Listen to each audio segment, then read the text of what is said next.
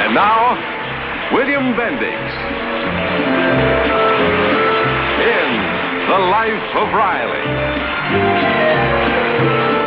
With Marjorie Reynolds as Peg, Tom DeAndrea as Gillis,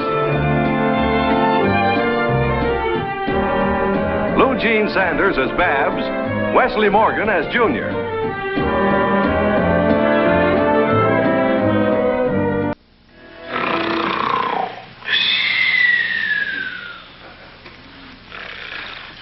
Pop has to whistle. I wish you'd learn a tune. When you live with it as long as I have, you'll get used to it. How do I look, Mom? Very nice, dear. What do you have to get all frizzed up for? Just to go to the picture show. Because George Savage isn't the sort of boy that you go out with in a sweater. What's the matter with him? Chew. I wish you'd go out once in a while, Mom. Must be pretty boring staying home every night playing cards with an infant. Who's an infant? I blitzed you 4 games in a row. Only because you... There he is now. Could you wake up Daddy, Mom, so George won't hear him? Shake your father, Junior. That won't get us anywhere.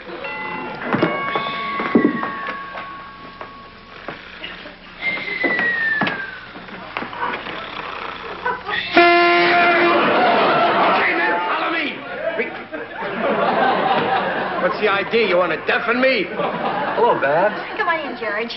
Good evening, Mrs. Riley. Hello, George. Mr. Riley, Junior. You and Babs better hurry up if you want to catch the first show. Just a minute. Where are they going? To the Tivoli, Daddy. What's the name of the picture? I don't know. You don't know? Well, that's a fine way to start out for an evening. Oh, Daddy. I'm not going to have my daughter look I've already told them they can go, Riley. Well, have a good time, kids. Don't eat too much popcorn. Get her home early. I will, Mr. Riley. Good night. Good night.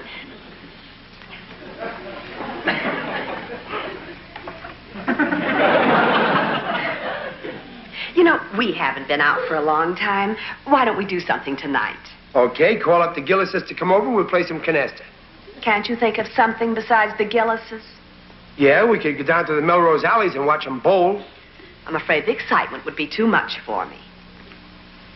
I know. Why don't you and me and Junior play authors?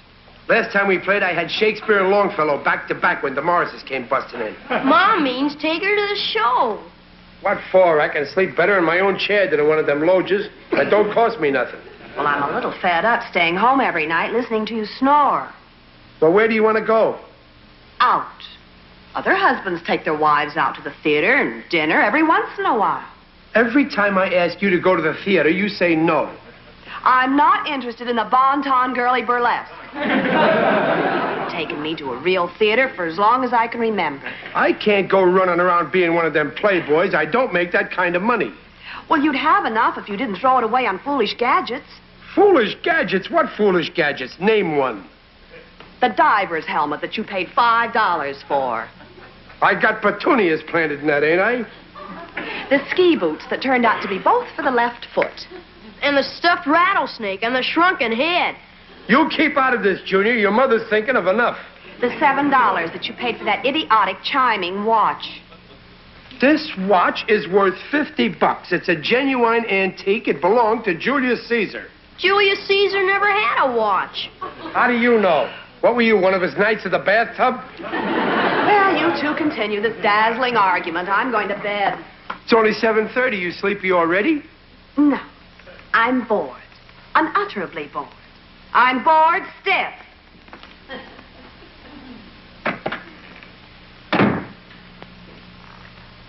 I can't figure her out.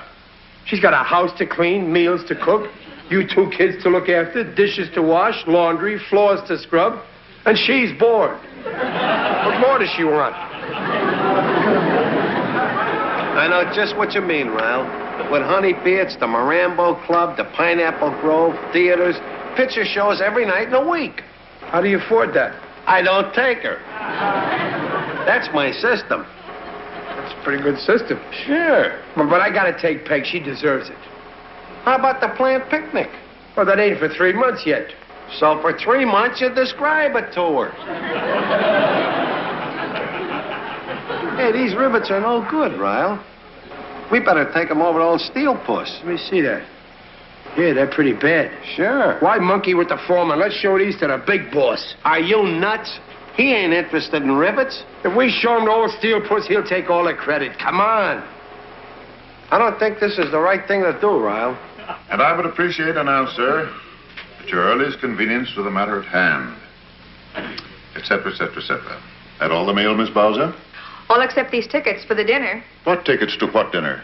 The Donor Society. It's a dinner for the rehabilitation of the Choctaw Indians at the Ritzmore. $25 a plate. I seem to be on every sucker list in the country. Yes, sir, you certainly are. Shall I send them a check? Of course not. Drop them in the wastebasket. Yes, sir. And take a memo to Mr. Coswell. Will you let it alone, Ryle? It got stuck. You probably added a couple of grand on the payroll already. What is that? Well, I'll go see Mr. Cunningham. What are you doing to that adding machine? I was doing a problem for my son, Junior, and it got stuck. Now, what are you two doing in here anyway? We want to see Mr. Cunningham. What's the nature of your business? We got defective rivets. Yeah? Two workmen to see you. They say they've got rivets. We got what? We got defective rivets! Send them in. Come on, Gillis. Good morning, Mr. Cunningham. Well, Riley, Gillis, what can I do for you? We came across this batch of defective rivets, Mr. Cunningham. We thought you might be interested in them. Yes, I would like to know about them. I'm glad you brought them to me. Yeah, why, sure. Well, one of these rivets could have got into an airplane. Maybe a general's riding in it. They're flying over a mountain. All of a sudden, crack, the rivet gives away. Crack, crack, crack, boom! I'm sorry, Mr. Cunningham. I'll mop it up. Never mind. Winnie, bring in a towel. Give me those rivets. What rivets? You threw them in a wastebasket. Huh? Oh.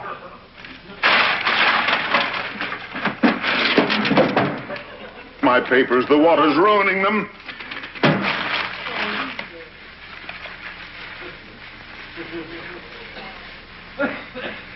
You want these tickets, Mr. Cunningham? If I'd wanted them, I wouldn't have dropped them in the wastebasket. Here, mop off this photo. Yeah. And get me a new blotter. Yes, sir.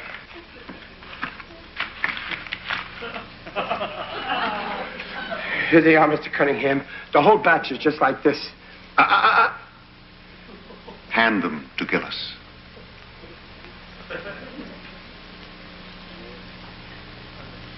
Now, you put them on the desk.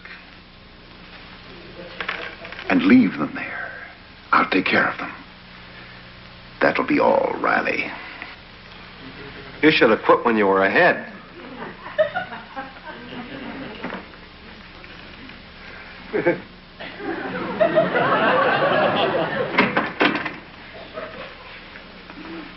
You see, you almost got us fired. Yeah, but look what I found. What are they? 2 tickets to a swell banquet. Did you take those off the boss's desk? No, I found them in the wastebasket. He said he didn't want them. Well, what do you want with them? I'm going to take my peg and blow her to a swell meal at the Ritzmore.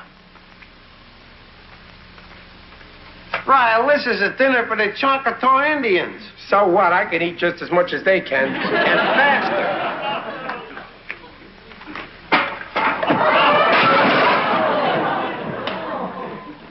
Winnie, bring another towel.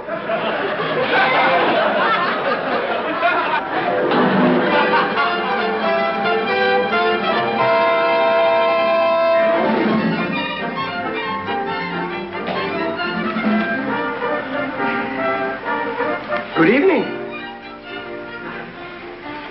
They must be Choctaws. Riley, you don't speak to strangers in a place like this. Why not? We got on as good clothes as they have. Next time you rent a tux, let me go with you. Well. Oh, look at that tie. There. Oh, thanks, Dumpler. Gee, you look wonderful. I bet I got the prettiest girl at the banquet. I'll bet you tell that to all the girls. I've had this dress for at least 3 years. If I wasn't a married man, I'd propose to you. You know something? What? If I wasn't a married woman, I'd accept you. Thanks, Dumpler. Oh, here it is. Banquet room. Are you sure you got those tickets from Mr. Cunningham? Oh, yeah, sure. He wasn't going to use them. Knock on the door, Peg. Well, you don't knock. You go right in. It says private. You have tickets. Open the door.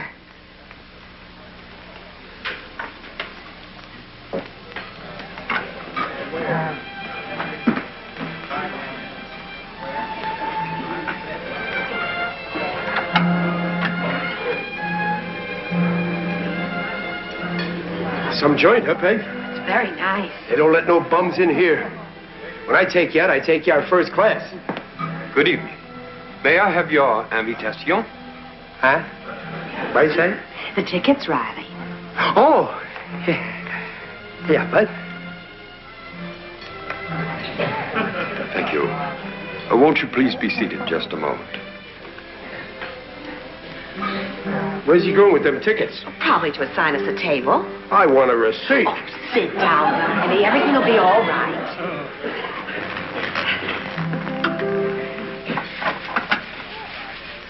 Oh, here we are, madame. Obviously.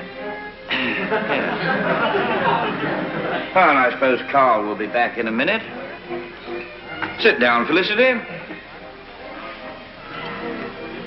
Ah, I see we have company. I'm Cecil Spencer Kendrick, III. How do you do? You mean there's two more of you inside? Oh, jolly good, old fruit. Jolly good, eh, Felicity? Two more will be inside. Quite droll.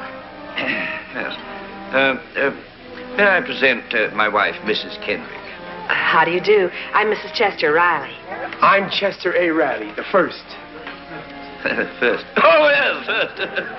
Charmed, I'm sure. Quite a good turnout. Eh, what? I didn't say nothing. He asked me a question. I haven't seen you at any of our meetings before. Are you one of us?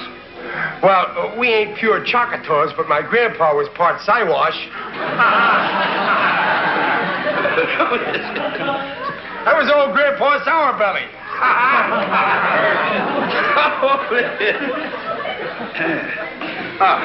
Mr. and Mrs. Kendricks, 1,000 pardons. Ah, Carl. Table 17. Come, Cecil. Let's go to our table. Right-ho. Well, old boy, see you about, eh, what? About what?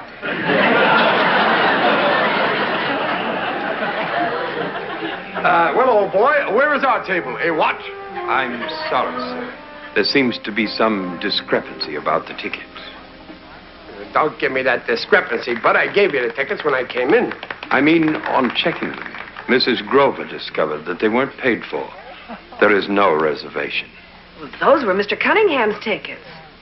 I'm sorry, madam. There's no entry against the numbers. Riley. Oh, don't worry. I got money. I can pay for them. How much? $25 a plate. We don't want the plates, just the food. $25 per person. $25. It's a donor's dinner, sir. Well, I'm a donor at the blood bank. I'll give you a pint Riley. If you haven't the cash, your check will be satisfactory. It all goes to the Choctaws. Will the Choctaws take an IOU? Wait a minute, Peg. Forget it. My wife's got a headache. We can... Peg! Excuse me. I lost my wife. Peg!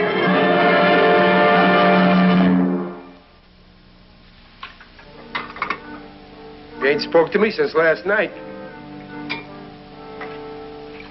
Ain't you even going to say goodbye? Goodbye. I thought the tickets were paid for, Peg. You gotta believe me. I don't want to talk about it. Just say anything. Bawl me out. Hit me with something if you want to, but just talk to me. Very well, Riley. I was never so humiliated in my life. Suppose that had happened in the dining room in front of all those people. I was just trying to take you to a swell dinner. I don't care about swell dinners. It's just going out with you once in a while. Doesn't matter if it's a hamburger stand and a third-run movie. That would satisfy me. You deserve the best, Peg. Nothing's too good for you. I know that's how you feel, and I appreciate it, but trying to put on the Ritz and cutting corners will get anybody into trouble. Tell me the truth about things, dear. Don't try and pretend. I feel awful, Peg. Oh, forget it. I forgive you. Now, run on to work. Gee, Peg, I don't know what anyone like you ever saw in a big lug like me. So long.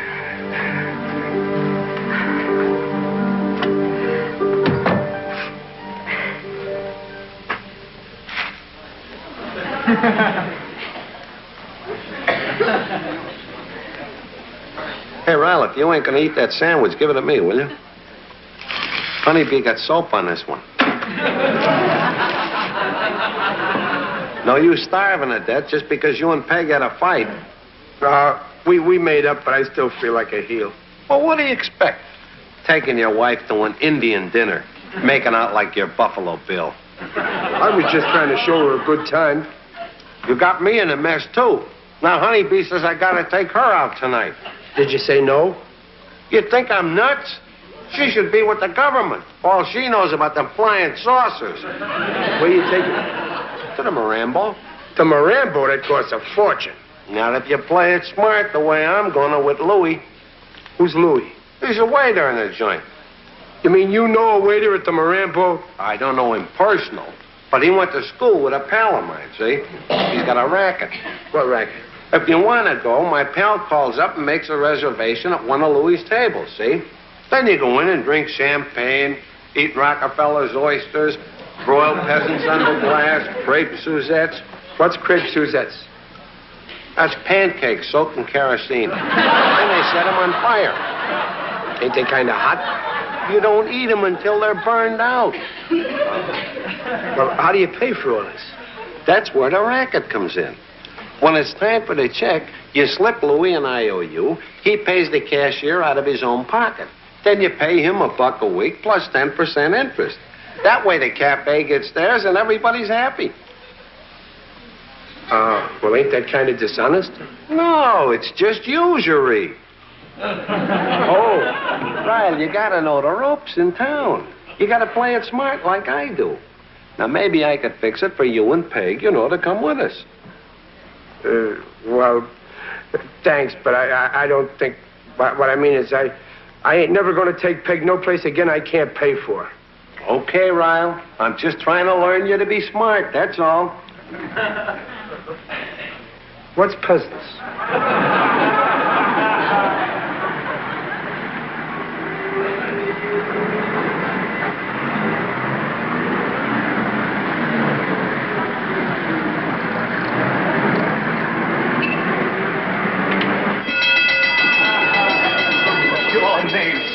Your address and number in family. Well, what I do? I didn't do nothing. Oh, yes, you did. You most certainly did. I just came in to buy some flowers. I didn't know the joint was closed. My congratulations, sir. You are the 1,000th customer of Fawley's local branch. You have a family. Oh, yeah, I got a wonderful wife and a son and a daughter. Your name, sir? Chester A. Ratty. I just came in to get some daisies for my wife. They're her favorites. 2 orchid corsages and all the Pyrethrum roseum in the shop.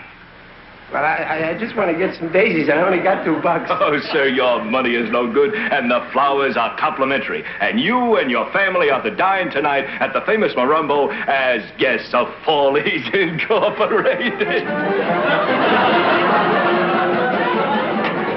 Peg! Peg! Holy smoke, Pop. You been to a funeral? I got some posies for your mother. Where is she? She's Riley. Oh, Peg, I got great news. Oh, I brought you some some daisies. Hey, Oh, that's very sweet of you. What's your wonderful news? You and me and the kids are having dinner tonight at the famous Marambo Club. Oh, boy.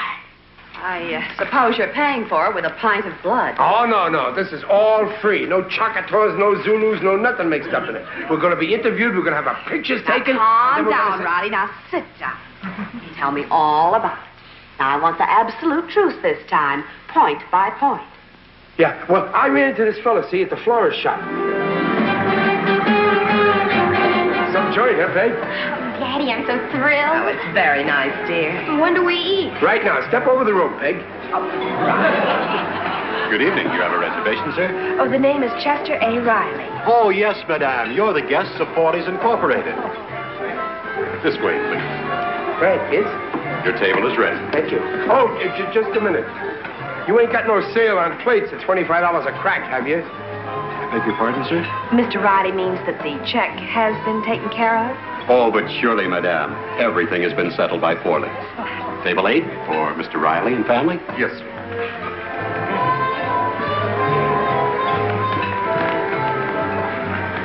Look out, Mom. He pulled the chair out. Junior, he's supposed to. Junior, that's high class. Now pull the chair out for your sister. What's the fun if she knows I'm doing it? Do what I tell you. Ah, heck.